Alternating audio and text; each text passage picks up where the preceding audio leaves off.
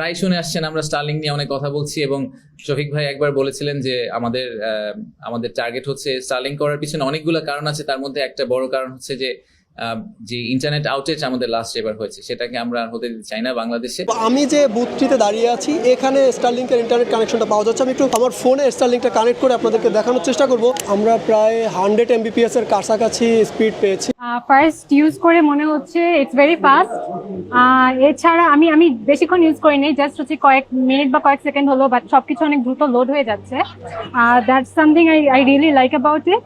আর হচ্ছে কি আরেকটা যেটা আমি জাস্ট অ্যাড করতে চাই এর সাথে, যে এর আগে আমি যখন আমি যেহেতু রিসার্চে কাজ করি, এর আগে আমি বিভিন্ন এন্টারপ্রেনারদের সাথে যখন কথা বলি এখানে এক্সপোতে, এরকম আমি শুনেছি যে স্টারলিংকটা যদি বাংলাদেশে আসে, দে উইল বাংলাদেশের যে রিমোট অঞ্চলে যেখানে ওয়াইফাই এর বা ইন্টারনেটের স্পিড অত বেশি না, সেখানে হচ্ছে কি তারা এই স্টারলিংকটা ইউজ করে হচ্ছে কৃষকদেরকে রিয়েল টাইম ডেটা দেওয়া বা হচ্ছে কি আরো বেটার সার্ভিস দেওয়া, সেটা হচ্ছে প্রোভাইড করা সম্ভব হবে।